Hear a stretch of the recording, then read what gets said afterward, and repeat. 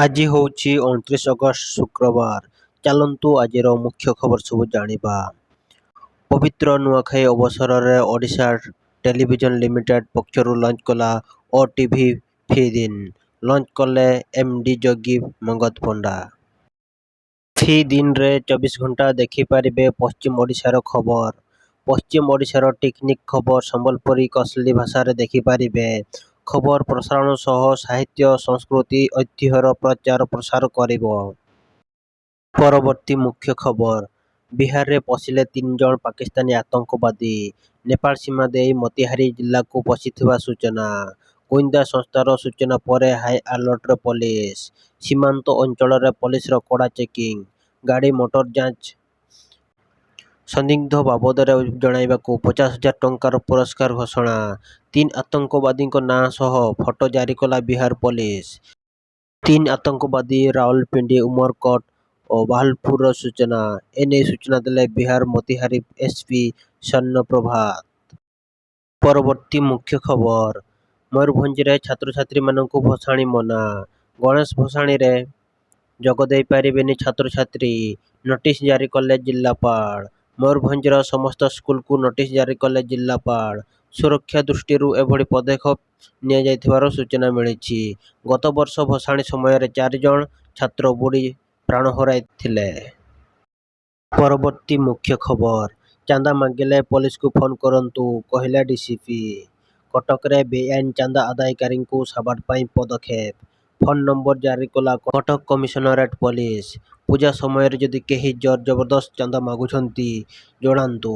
ପୋଲିସକୁ ଫୋନ କରିବା ପାଇଁ ଜନସାଧାରଣଙ୍କୁ ଡିସିପିଙ୍କ ଅପିଲ।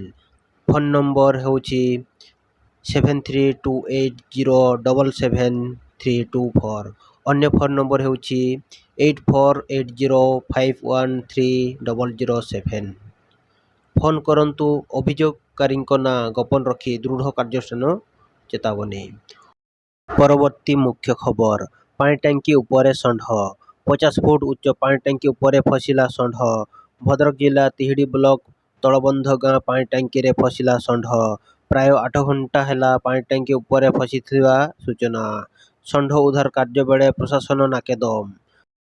ଘଟଣାସ୍ଥଳରେ ଅଗ୍ନିଶମ ଟିମ୍, ପ୍ରାଣୀ ସମ୍ପଦ ଅଧିକାରୀ ଉପସ୍ଥିତ।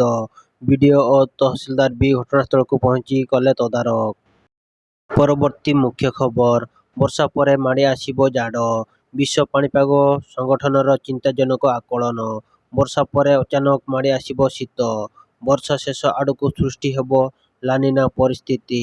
ପ୍ରଭାବରେ ସାରା ଦେଶରେ ଅନୁଭୂତ ହେବ ପ୍ରବଳ ଶୀତ। ଓଡ଼ିଶାରେ ପୂର୍ବବର୍ଷର ରେକର୍ଡ ଭାଙ୍ଗିପାରେ ଥଣ୍ଡା। ପରବର୍ତ୍ତୀ ମୁଖ୍ୟ ଖବର। ମାଲକାନଗିରି ସୀମାନ୍ତରେ ଶିକ୍ଷାଦୂତଙ୍କୁ ହତ୍ୟା କଲେ ନକ୍ସଲ। ମାଲକାନଗିରି ଜିଲ୍ଲା ସୀମାନ୍ତ ଛତିଶଗଡ଼ର ସୁକୁମା ଜିଲ୍ଲା ଅନ୍ତର୍ଗତ ସିଲଗେର ଗ୍ରାମର ଶିକ୍ଷାଦୂତ ଲକ୍ଷ୍ମଣଙ୍କୁ ପୋଲିସ ଇନଫର୍ମର ସନ୍ଦେହରେ ନକ୍ସଲ ହତ୍ୟା କରିଛନ୍ତି। 27 ତାରିଖ ରାତିରେ ନକ୍ସଲ ଗାଁରେ ପହଞ୍ଚି ଶିକ୍ଷାଦୂତ ଲକ୍ଷ୍ମଣ ବାର୍ସେଙ୍କୁ ଘରୁ ଘୋଷାଡ଼ି ଆଣି ପ୍ରଥମେ ନିର୍ଦ୍ଧୁମ ପିଟିବା ପରେ ତାଙ୍କୁ ହତ୍ୟା କରିଥିଲେ। ପରିବାର ଲୋକେ ତାଙ୍କୁ ରକ୍ଷା କରିବାକୁ ଯାଇ ଆହତ ହୋଇଥିଲେ। ଗତକାଲି ସକାଳେ ଘଟଣାସ୍ଥଳରେ ପୋଲିସ ପହଞ୍ଚି ତଦନ୍ତ ଆରମ୍ଭ କରିଥିବା ସୂଚନା ମିଳିଛି। ପରବର୍ତ୍ତୀ ମୁଖ୍ୟ ଖବର। ଟ୍ରମ୍ପଙ୍କ ଟାରିଫ ମାଡ଼ ପରେ ଏଥିରୁ ବର୍ତ୍ତିବାର ବାଟ ବତାଇଲେ ପୂର୍ବତନ RBI governor Raghuram Rajan. America ରାଷ୍ଟ୍ରପତି ଡୋନାଲ୍ଡ ଟ୍ରମ୍ପଙ୍କ ଦ୍ୱାରା ଭାରତ ଉପରେ ଲଗାଯାଇଥିବା 50% ଟାରିଫକୁ ନେଇ ଆର୍ବିଆଇର ପୂର୍ବତନ ଗଭର୍ଣ୍ଣର ରଘୁରାମ ରାଜନ ପ୍ରତିକ୍ରିୟା ରଖିଛନ୍ତି। ସେ କହିଛନ୍ତି, ଏହା ଏକ ଚେତାବନୀ। ଆମେ କୌଣସି ଏକ ଦେଶ ଉପରେ ଅତ୍ୟଧିକ ନିର୍ଭରଶୀଳ ହେବା ଉଚିତ ନୁହେଁ।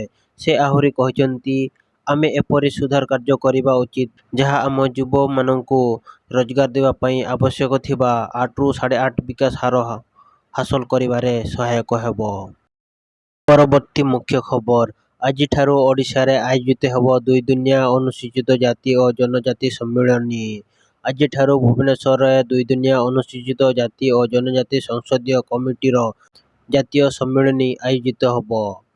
1994 ପରେ ପ୍ରଥମ ଥର ପାଇଁ ଓଡ଼ିଶାରେ କୌଣସି ସଂସଦୀୟ କମିଟିର ବୈଠକ ହେବାକୁ ଥିଲାବେଳେ ଏହାକୁ ଲୋକସଭାର ବାଚସ୍ପତି ଓମ୍ ବିର୍ଲା ଉଦ୍ଘାଟନ କରିବେ ବୋଲି ଜଣାପଡ଼ିଛି। ଲୋକସେବା ଭବନର କନଭେନସନରେ ଏହି ସମ୍ମିଳନୀ ଆୟୋଜିତ ହେବାକୁ ଥିବା ବେଳେ ଏଥିରେ ମୁଖ୍ୟମନ୍ତ୍ରୀ ମୋହନ ଚରଣ ମାଝୀ ଯୋଗଦେବେ ବୋଲି ସୂଚନା ମିଳିଛି। ପରବର୍ତ୍ତୀ ମୁଖ୍ୟ ଖବର, ତିନି ସନ୍ତାନ ସପକ୍ଷରେ ଆରଏସଏସ ମୁଖ୍ୟ ମୋହନ ଭାଗବତ। ପ୍ରତି ପରିବାରରେ ସମ୍ପ୍ରତି ତିନି ସନ୍ତାନ ରହିବା ଭଲ ବୋଲି କହିଲେ ମୋହନ ଭାଗବତ। ପରିବାରର ତିନି ସନ୍ତାନରୁ କମ୍ ରହିଲେ କ୍ରମଶଃ ବଂଶରକ୍ଷା କଷ୍ଟକର। ଜନସଂଖ୍ୟାଗତ ପରିବର୍ତ୍ତନ ଓ ନିୟନ୍ତ୍ରଣ ଉପରେ ପ୍ରଶ୍ନରେ ଏପରି କହିଥିଲେ ମୋହନ ଭାଗବତ। ସଠିକ ସମୟରେ ବିବାହ ଓ ତିନି ସନ୍ତାନ ପ୍ରସବ ଆମ ପାଇଁ ସ୍ୱାସ୍ଥ୍ୟକର। ଆମ ଦେଶର ଜନସଂଖ୍ୟା 2.1 ସନ୍ତାନ ଆବଶ୍ୟକ କରୁଛି, ଅର୍ଥାତ୍ ଏହାକୁ ବିଶ୍ଳେଷଣ କଲେ 2.1 ଅର୍ଥ ତିନି ସନ୍ତାନ ମୋହନ ଭାଗବତ କହିଛନ୍ତି। ଦେଶର ସ୍ୱାର୍ଥ ପାଇଁ ସବୁ ଦମ୍ପତି ତିନି ସନ୍ତାନ କଥା ଚିନ୍ତା କରନ୍ତୁ ବୋଲି ମୋହନ ଭାଗବତ କହିଛନ୍ତି।